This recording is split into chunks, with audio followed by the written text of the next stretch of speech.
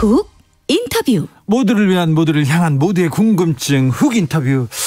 여야 당내 상황 지금 들어보고 있습니다. 어제 국민의힘 김재원 최고위원 모셔서 국민의힘 이야기 들었고요. 오늘은 더불어민주당 얘기 들어보겠습니다. 더불어민주당에서 대체 공휴일 입법을 만들었는데 이 입법을 한 의원입니다. 그리고 민주당 대선 경선 어떻게 되는지도 물어보겠습니다. 강병원 최고위원 모셨습니다. 어서 오세요. 안녕하세요. 반갑습니다. 대체 공휴일법 이거 어떻게 된 겁니까? 통과됐어요 이제? 행안위 전체회를 통과가 됐으니까요. 네. 이제 다음 주 본회의에서 통과되면은 네.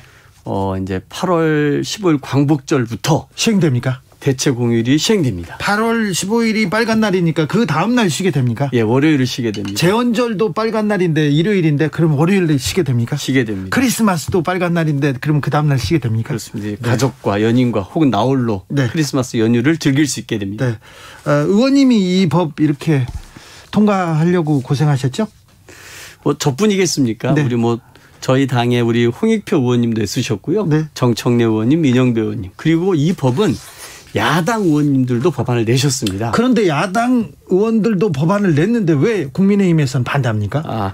맞아. 국민의힘 같은 경우는 이게 모든 사업장에 적용하려고 하다 보니까 네. 우리나라 이제 근로기준법 같은 경우는 5인 미만 사업장이 적용이 안 되지 않습니까? 네. 그러니까 그쪽에는 많은 어려움이 있고 또 그쪽에 계신 자영업자라든지 이런 분들 같은 경우는 경제적인 어려움을 호소를 많이 했습니다. 네. 그러다 보니까 그쪽을 적용하기가 좀 난감해 있는 상황이었고, 하지만 이 법을 일단 통과시키고 한 발이라도 진전시켜야 그 이후에 또 적용될 수 있는 거 아니겠습니까?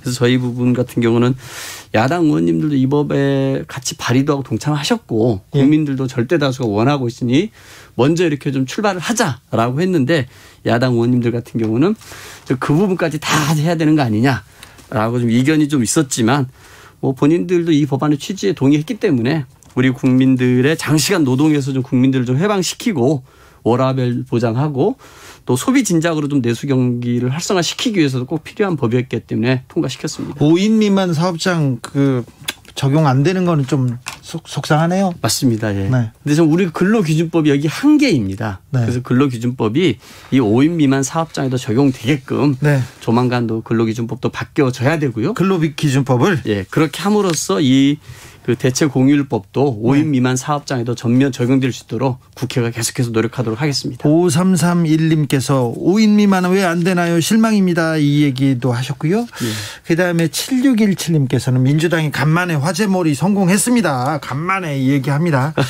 고맙습니다. 대체 공휴일 쉬는 거 있지 않습니까? 강제성은 없나요? 아닙니다. 이제 이거는 네. 법으로 만든 겁니다. 네. 그 전까지는 이제 관공서 휴일에 관한 법이라 그래서 법령이라 그래서 대통령령이었거든요. 네.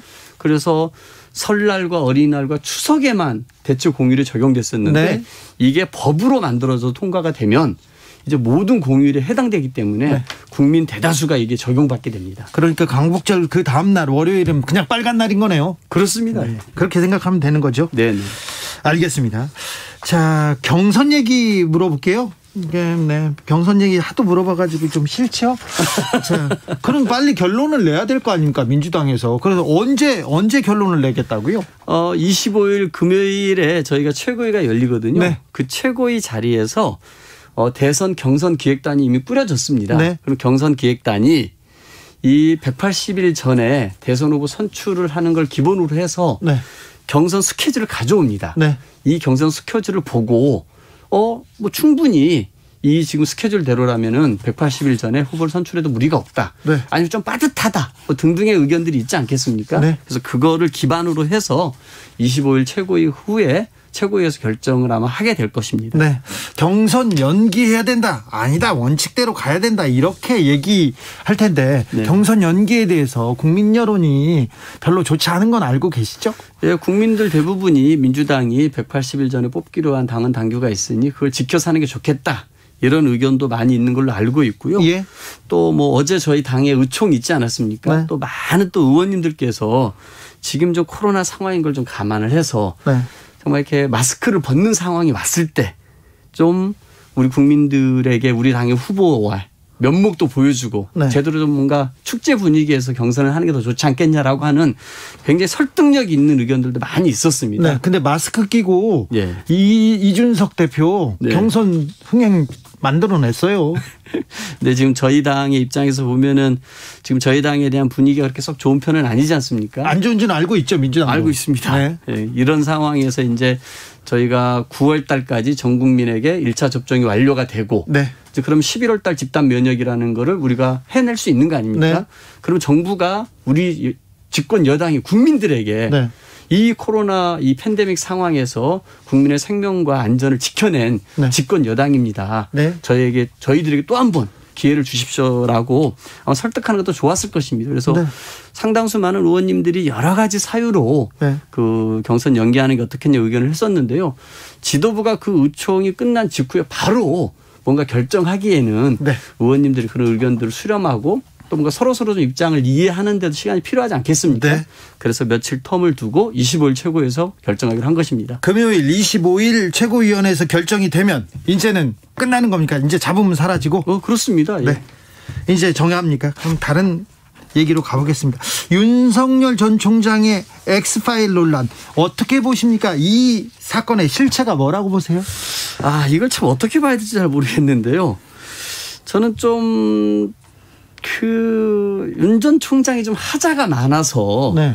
완주가 불가하다라는 평을 그 국민의힘 내부에서 하고 있는 것이 아닌가 이런 생각이 듭니다. 지금 최고위원님께서는 네. 엑스파일 보셨어요? 아니 못 봤습니다. 송영길 대표도 못 봤죠. 못 봤대요? 예. 그럼 국민의힘 사람들만 봤어요? 제가 봐서는 그런 거 아닌가 싶거든요. 네. 그러니까 제가 봐서는 지금 국민의힘 내부에서 뭐 자당 내 후보는 없으니까 네. 무슨 뭐 윤석열을 모시고 네. 혹은 뭐 최재형 감사원장을 또 모시려고도 하고 네. 뭐 이런 아주 혼란스러운 상황 아닙니까? 이 상황에서 좀 그 윤석열 전 총장으로는 완주가 불가하다. 그래서 저 사람이 아니라 오히려 최재형 감사원장을 띄우기 위해서 오히려 그 내부에서 만들어낸 권력 다툼용 엑스파일이 아닌가 저는 그렇게 좀 생각을 해봅니다. 지금 윤석열 엑스파일 논란을 키우고 띄우는 것은 국민의힘 쪽이에요. 네, 그러니까 저는 권력 다툼 내분용이 아닌가 싶은 거예요. 그 내에서. 아무튼 김재원 최고위원은 송영길 대표가 만든 거라고 막 주장하던데 어떤 단체에서는 시민단체에서는 송영길 대표 고발했어요. 저는 송영길 대표가 엑스파일이라 한 건 아니고요. 네. 윤석열 전 총장이 어쨌든 대선 후보로 좀 나오겠다고 하니 네. 국민들 입장에서는 정치, 경제, 사회, 문화, 외교, 안보 모든 분야에서 검증은 필요한 거 아니겠습니까? 네. 그 검증을 하기 위한 자료를 쌓고 있다라 그랬지. 그렇죠. 엑스파일이라고 딱 저희가 송 대표가 명한 바는 없습니다. 그러면은 이제 윤석열 전 총장 후보로 나선다면 이제 검증이 시작됐다. 네. 이제 막이 올랐다 이렇게 봐도 되는 거죠. 그렇습니다. 예. 저는 뭐 정치인에게 네. 검증은 피할 수 없는 숙명입니다. 네. 살아왔던 모든 삶이 검증 대상 아니겠습니까? 네. 특히 윤 전 총장 같은 경우는 가족과 관련된 의혹이 굉장히 좀 하루가 멀다고 생겨나고 있지 않습니까? 네. 특히 장모의 뭐 요양병원 요양급여 부정수급건 같은 경우는 검찰에서 3년을 구형을 했고 7월 2일 날 재판이 이제 결과가 나온다는 거 아닙니까? 네. 그다음에 이제 좀 어저께인가요? 도이치모터스 주가 조작에 관련돼 있다라는 보도가 또 나왔고요. 그 전에도 무슨 뭐 통장 잔액증명서를 위조했다 이런 건들이 곳곳에 나왔는데 저는 이런 문제들에 대해서 윤 총장이 그 솔직하게 얘기해야 한다고 생각합니다. 어제 얘기를 들어보니까요. 검찰 재직 시에도 가족 관련 사건에 일절 관여한 적이 없고 앞으로도 그럴 것이다 해명을 했었는데 예. 이 말을 한번 되돌려서 생각을 해보면은 가족이 어떤 범죄를 저질러도 본인이 관여만 안 했으면은 본인 책임이 아니라는 굉장히 비겁한 태도입니다. 네. 저는 이분 같은 경우는 다른 사람들 가족 문제 같은 경우는 얼마나 엄격한 잣대로 멸문지화를 시킨 분입니다. 수십 년 동안 그렇게 해왔고 직업으로 세웠지 않습니까? 그런데 본인 가족의 이런 의혹들에 대해서는 이런 식으로 정치 공작이다 불법 사찰이라고 입을 막거나 후배 검사들에게 수사 가이드라인을 제시하는 것은 옳지 않다라고 생각합니다. 본인이 엄격하게 검증했으니까 다른 사람들을 검증했으니까 본인도 검증 받겠죠? 당연히 저는 받아야죠. 예. 조혜숙님이 이 정도로 못 보셨다면 엑스파일 실체가 없는 거 아닐까요? 얘기도 하고요. 7617님은 엑스파일이라는 게 본래 소문은 무성한데 본 사람은 없습니다. 얘기합니다. 본 사람도 있는데요. 너무 많은 파일들이 돌아다녀가지고 너무 많은 의혹들이 어지럽다고 합니다. 자, 다음 문제로 가보겠습니다. 자, 민주당에게 국민들이 회초리를 들었어요. 재보궐선거에서 세게 때렸습니다. 예. 뭘 잘못하느냐, 사람들이 다 부동산 문제 어떻게 해결할 것인가 이렇게 얘기하는데 최근에 부동산 정책 몇 가지 방향을 잡았어요. 이게 국민들의 마음을 좀 토닥이고 국민들의 마음을 좀 되찾아올 만합니까? 하여튼 뭐 저도 지도부기 때문에 네. 저희 당이 정책 의총까지 열어서 치열한 토론 끝에 결정한 사안이기 때문에 네. 그 결정을 존중합니다만 좀 아쉬운 점도 많이 있습니다. 네. 왜냐하면은 저희가 4.7 재보궐선거 참패 원인 여러 가지가 있겠습니다만 그중에 부동산 문제를 가지고 살펴본다라면은 우리 정부가 투기를 억제하고 공급을 확대해서 부동산 시장을 안정화시키겠다라는 이 약속을 못 지켰거든요. 네. 그래서 부동산 가격이 폭등을 해가지고 수천만 국민들이 정말 하루아침에 벼락거지가 되고 내 집 마련 희망이 사라져버린 것이 패배의 원인 아니겠습니까? 네. 그렇다면 우리 당의 부동산 대책은 뭔가 공급을 확대를 하는데 정말 시장의 매수 심리를 대기 심리로 전환시킬 수 있는 충격과 공포를 줄 만한 공급 대책이 먼저여야 되고요. 이런 다주택자들의 불로소득을 환수하겠다는 대책이 있어야 되고요. 네. 그러면서 1가구 1주택자에 대한 뭔가 세제에 대한 부분을 더 보완한다든지 그리고 정말 무주택자들이 내 집 마련으로 가기 위한 금융에서의 사다리를 만들어주는 대책으로 이렇게 꾸며졌어야 되는데 이번에 좀 저희 당의 좀 결정은 결국은 이제 이 소수의 부동산 부자들의 세금을 깎아주는 형태가 됐습니다. 물론 또 이것까지 결정하는 과정에서 당내 논의도 좀 심각하게 있었습니다만 저로서는 굉장히 좀 안타깝게 생각을 합니다. 부동산 가격이 너무 많이 급격하게 올랐잖아요. 네.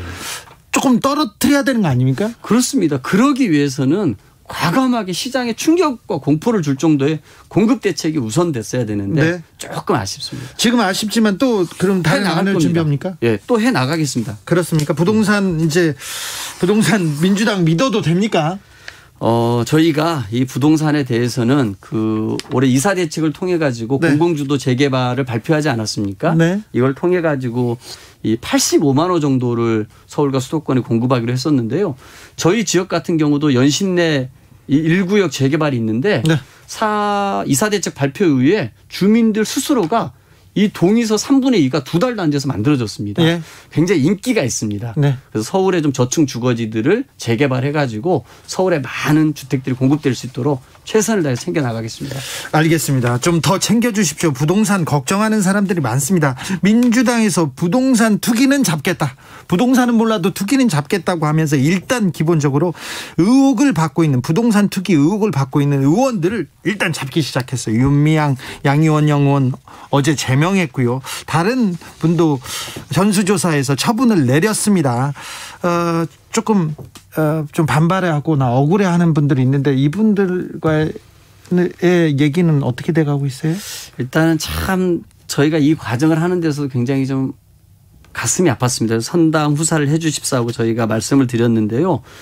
저희가 권익위에 전수조사를 맡겼고 네. 권익위에서 조사 결과가 나왔습니다. 그런데 보면은 정말 농지법 위반이라든지 부동산 명의신탁 같은 경우 조금만 더 조사를 해보면은 이 의원님들의 부동산 투기 의혹이 아닌 것들이 있을 수 있거든요. 네. 억울하겠어요. 들어보면. 진짜 억울합니다. 네. 그럼에도 불구하고 저희 스스로 부동산 전수조사를 맡겼는데 이 결과를 저희가 부정하고 선별해내는 순간 저희들이 또다시 국민들이 질타를 받을 수밖에 없는 상황이었습니다. 네. 그렇게 했습니다만 저희 당 같은 경우는 두 비례대표 의원을 제명 처리함으로써 저희 당이 부동산 투기를 근절하겠다라는 명확한 의지를 밝혔고요. 저는 이 기회에 국민의힘도 정말 제대로 한번 좀 그 권익위의 전수조사를 받아야 됩니다. 그런데 이분들이요. 처음에는 정말 감사 권한도 없는 감사원에 맡긴다고 그랬다가 네. 거기가 안 된다고 하니까 검찰에 맡긴다. 시민사회 단체 의뢰하겠다. 온갖 꼼수를 부리고 시간을 끌더니 결국 권익위에 맡기지 않았습니까? 동의서를. 그런데 그 개인정보 제공 동의서를 누락시킨 거예요. 네. 이건 정말 꼼수 중에 꼼수고 가짜 감사쇼거든요. 네. 정말 이거 저희 당도 질타하겠습니다만 우리 국민들께서도 이 부동산 투기 부자 정당, 부동산 기득권 정당에 대해서 이 실체를 꼭 알아주셨으면 좋겠습니다. 알겠습니다. 아무튼 민주당이 더 잘해야 됩니다. 그러면 국민의힘도 따라가겠죠. 자, 수술실 CCTV 설치법 이 부분은 어떻게 됩니까? 이번에 통과합니까? 오늘 그 저희 법안 소위가 있었는데요. 네. 오전에 그 수술실 CCTV를 수술실 내에 설치하고 예.